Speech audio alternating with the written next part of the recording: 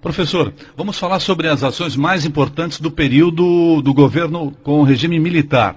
Perfeito. Quais foram as ações mais importantes? A economia do Brasil, ela avançou durante esse período? Em 64, nós éramos a 49ª economia do globo. E em 85, quando os militares foram para casa, nós éramos a 8ª economia. Então, quando eu digo que foi o melhor governo da história do Brasil, não é uma opinião, né? Nós estamos aqui tratando de história.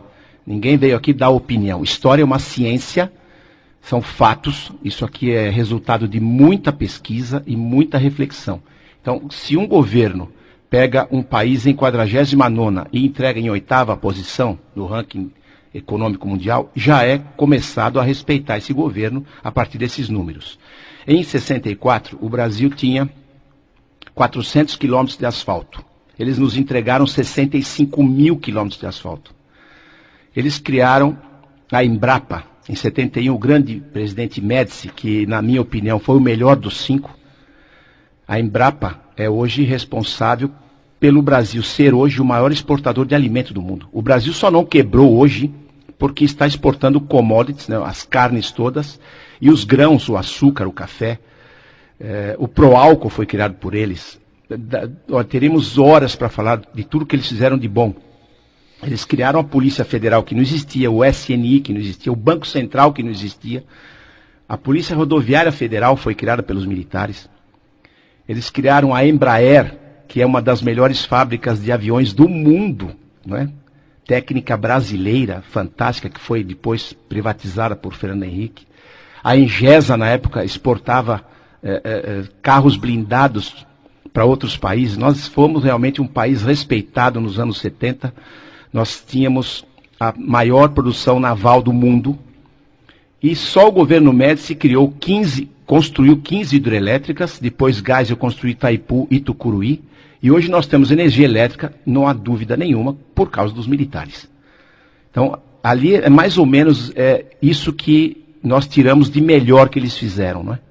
O Brasil, então, saltou na economia, realmente uma coisa fantástica. E isso tudo está sendo esquecido, né?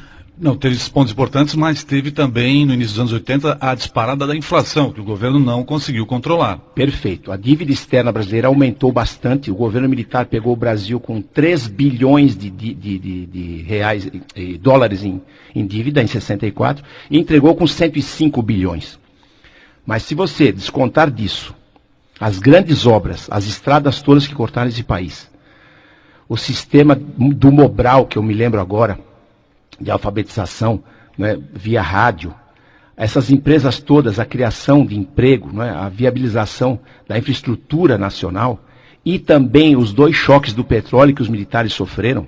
O Brasil sofreu muito em 73, a partir de 73 e 79, com 2 choques do petróleo.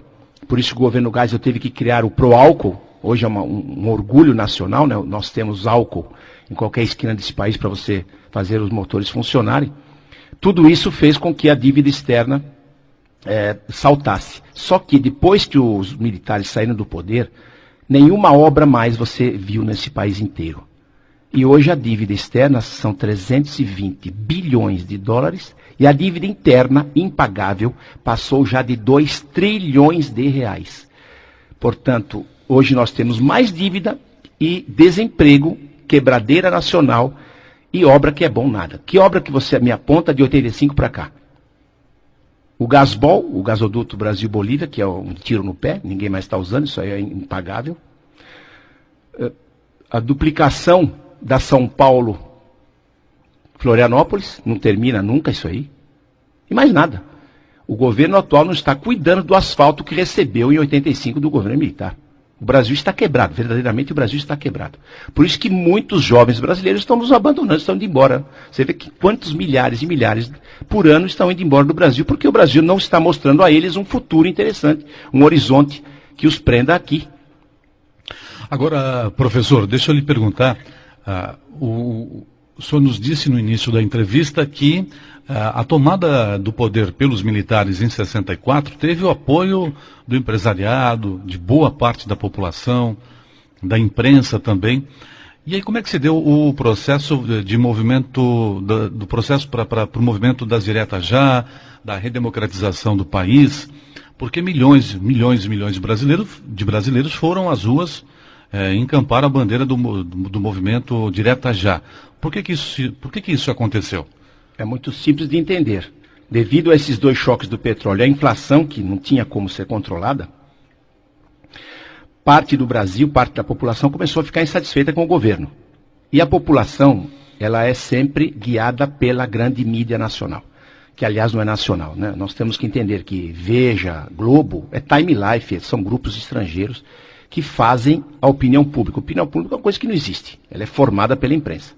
Então, a grande imprensa que apoiou o golpe, que apoiou o chamado golpe, eu não chamo de golpe, mas a gente é obrigado a chamar de golpe, ditadura, essa grande imprensa que apoiou os militares no começo, começou a reprová-los a partir dos anos 70, quando acabou o AI-5. Em 78 acabou o AI-5, voltou a liberdade plena de expressão, e essa mesma imprensa começou então a criar na cabeça das pessoas, principalmente dos mais jovens, uma visão que os militares realmente foram um péssimo governo, e essas pessoas começaram a ficar, os mais jovens sobretudo, insatisfeitas com o governo, numa ilusão criada, né, de que votar para presidente é uma coisa boa. E parece que não é, porque uma população que elege uma figura igual o Lula, já está provando que essa teoria está falha. Um homem que nunca trabalhou e nunca leu um livro, não pode governar um país do tamanho do Brasil. Então isso prova que o voto direto não deu o resultado esperado. Então as diretas já foram reprovadas pelo Congresso Nacional na época, e a eleição do Tancredo Neves de vice Sarney foi feita como foram feitas as eleições dos generais, dos 5 generais, pelo Congresso Nacional. Então as diretas já foi uma grande ilusão, a população foi para as ruas, e a eleição foi indireta. Isso não mede capacidade do candidato, né? Os Estados Unidos, que inventaram esse modelo, o fazem desde 1787. Nenhum presidente dos Estados Unidos, desde 1787, foi eleito pela população americana. Lá também é o Congresso que elege o presidente. E lá não é ditadura, pelo menos nunca chamaram os Estados Unidos de ditadura. Ora, por que aqui, que foi feito do mesmo modelo, é chamado ditadura? Talvez porque durante alguns anos teve controle, né, uma certa censura na imprensa, ficou essa imagem, né? Talvez esse foi o erro dos militares, de fazer essa censura, né? Mas eu me lembro muito bem que nós tínhamos famílias sadias. Uma parte da censura, ela é muito positiva, porque você tem hoje, em qualquer televisor, cenas de violência e sexo às 4 horas da tarde. Isso é inadmissível. Então, qualquer pessoa que tem um pouco de inteligência e é pai, é chefe de família, é mãe e trabalha, né? Não recebe bolsa do governo, não depende do governo, ela é contra essa liberalização geral da chamada, né, liberdade de imprensa. Liberdade de imprensa, na verdade, não existe. Isso é esculhambação. Isso nós não tínhamos. Pergunte para qualquer pessoa que tem de 55 para cima, 60, 70 anos, todos eles vão dizer que tinham saudade do governo militar. Havia ordem no país. A gente se sentia governado. Hoje nós nos sentimos desgovernados. Não temos a quem chamar. O país está falindo, né? As polícias estão falidas. Aeroporto nesse país não tem. Porto não tem. Tem em Cuba, né? Feito com o nosso dinheiro.